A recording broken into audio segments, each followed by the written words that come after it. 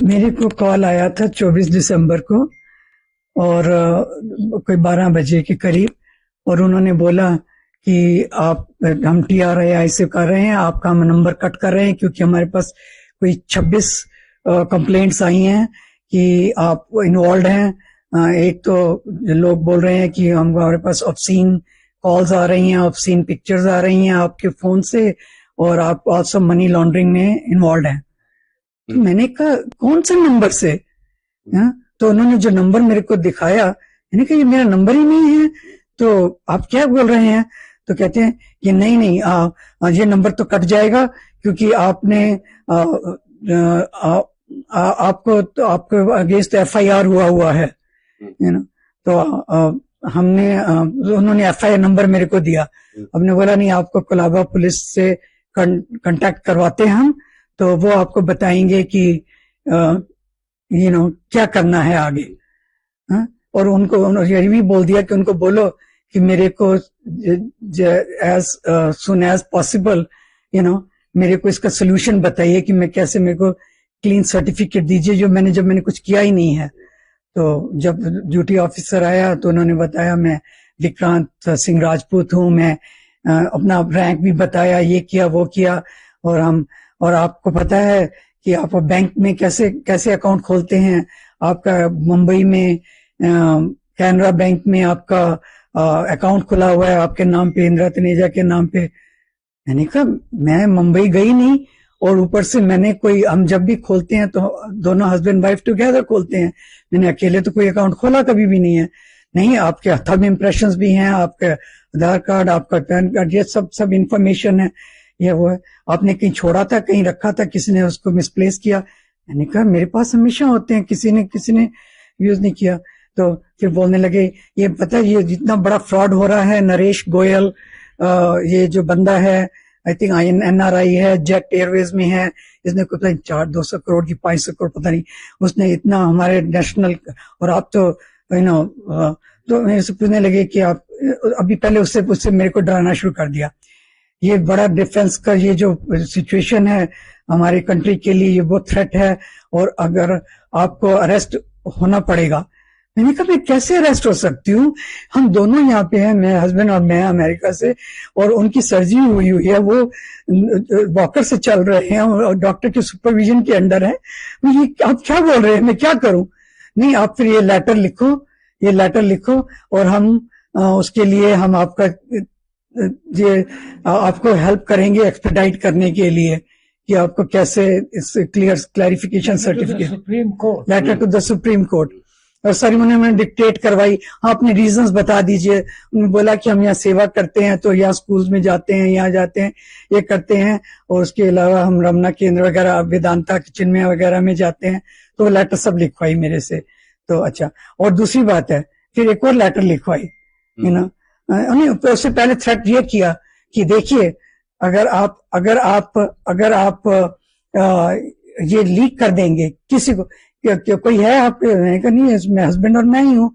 तो उस वक्त अचानक ड्राइवर ऊपर आया था मेरे को अपनी एक्सरे रिपोर्ट दिखाने के लिए। तो उसने बोला, मैम मुझसे कुछ बोला, तो कहते ये कौन है? मैंने कहा मेरा ड्राइवर है। बोलेंगे आपकी लाइफ थ्रेट, आपकी लाइफ को थ्रेट है, आपके हस्बैंड को थ्रेट है, क्योंकि ये जो बंदा है, जो नरेश गोयल, इसने जो जिन का भी उन्होंने इतने सारा फोल्डर्स दिखाया, इतने कार्ड्स दिखाए जो सारे इसमें हैं मेरे फोटो में। तो ये सब तो उसके जो बंदे हैं, आप बाहर नहीं निकल सकते, आपको लाइफ का थ्रेट है, आपको सर्वेलेंस पे रहना पड़ेगा, आपको ये करना पड़ेगा, और आपके तो आप दोनों यहाँ पे हैं ऐसे से, तो आपके बच्चे? मैंने कहा हमारे 2 बच्चे हैं, तो वो उधर अमेरिका में ही हैं, तो उनको भी कुछ नहीं बता, किसी को नहीं बताना है, क्योंकि आपकी और आपके हस्बैंड की लाइफ पे डेंजर है। तो 2 फोन जो था, एक वीडियो कॉलिंग में बात होती थी, एक सर्विलांस पे। मोस्टली वीडियो कॉलिंग होती थी, पर जब वो मेरे को अलाउ करते थे कि जैसे बच्चों को क्योंकि I am very social person, तो मेरे कई ग्रुप्स हैं, और मैं इंडिया के लिए जितना भी मैं कर सकती हूँ, मैं सबको, अपने फ्रेंड्स को, हिंदू ग्रुप पर, जिस ग्रुप पर, उस ग्रुप को गीता ग्रुप को, सबको मैं भेजती रहती थी। तो अब नेचुरली उन्होंने अपना फोन सर्वेलेंस पे रखा हुआ है, तो वो पाइल अप होते जा रहे थे, तो लोग इतने मिस्ड कॉल आते जा रहे थे जब मैसेज आते थे। और हमारे लॉयर ने भी बोला कि मैम तो लाइक सन, तो वो भी बोलते कि मैम तो इतने मेरे को व्हाट्सएप भेजती थी, अब कुछ व्हाट्सएप ही नहीं आ रहे हैं, कुछ नहीं हो रहा है, तो क्या हो रहा है। उन्होंने मेरे को न्यू ईयर का विश भी किया, तो मैंने उनको बोला हाँ नहीं मैं थोड़ी बिजी हूँ, बट जो एनजीओ, एक तुम्हारा अपना एनजीओ और दूसरे एनजीओ की हम ट्रस्टी हैं, तो मैंने कहा कि उसमें जरा बिजी हूं मैं, अब मैं क्या बोलूं, बिकॉज उन्होंने बोला हुआ है। तो एनीवे, जो उन्होंने हमको इतना स्केयर कर दिया कि ये नेशनल डिफेंस की बात है, और अगर आप कुछ भी करेंगी हमारे डिफेंस पे, इंडिया के उसके ऊपर कितना उसका इफेक्ट होएगा और आपकी अपनी लाइफ डेंजर में होएगी। मैं बहुत शॉक्ड हूं, हम इतने शॉक्ड हैं कि अभी तो शुक्र है कि पता नहीं कहां से भगवान ने कुछ क्या चमत्कार किया कि हम थाने गए, नहीं तो हम सोच रहे थे कि आईआरबी से सारा जब रिफंड हो जाएगा, और नॉट नोइंग कि ये फ्रॉड हो रहा है हमारे साथ। तो आज जो उन्होंने भेजा है वो भी मेरी प्रेयर्स का कुछ होएगा कि उन्होंने बोला, और पता चल गया कि अभी भी 15 दिन के बाद पता चला है कि ये हमारे साथ फ्रॉड हुआ है।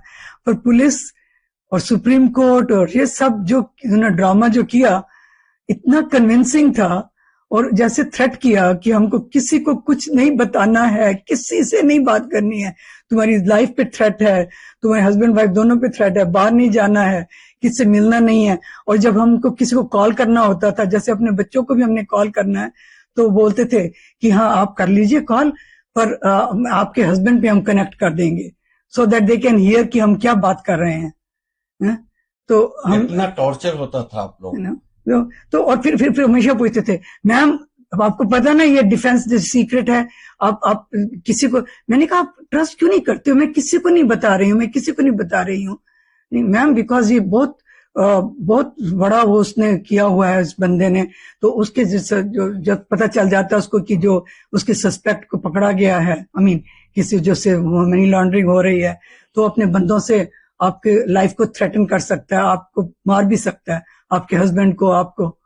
तो जब तुम, और हम बच्चों से बात करते थे तो सब सुनते थे कि क्या क्या बात हो रही है, तो हम वैसे भी हम कोई ऐसी, तो हमने उनको क्या बताना था, हम दोनों बेटी बेटा को। यानी कि मैम जिस तरीके से आप लोग इतनी पढ़ी लिखी हैं, विदेश में रह के इंडिया आई, इस तरीके से आई डोंट नो, जब इंसान के ऊपर जब कोई इतना फ्रॉड करता है, और मैं लोगों को व्हाट्सएप भेजती रहती हूँ कि ये फ्रॉड का देखो, ये तरीका भी इन्होंने ट्राई किया हुआ, ये भी ट्राई किया हुआ। और हमारे लॉयर बोलते हैं कि आपने खुद विक्टिम बन गई उसकी, पर जैसे उन्होंने कन्विंस किया, और इतनी पुलिस इतने फ्रेंडली, इतने नाइस, हम आपके रिलीज करवा देंगे आपका, हम बेल भी नहीं आपको डालेंगे, नहीं तो बेल में डालेंगे तो आपको फिर भी अरेस्ट का डर रहता है, क्योंकि बेल से हमको कभी इन बातों का पता ही नहीं है कि बेल में क्या होता है और अरेस्ट में क्या होता है, क्योंकि जिंदगी में कभी ऐसा हुआ ही नहीं।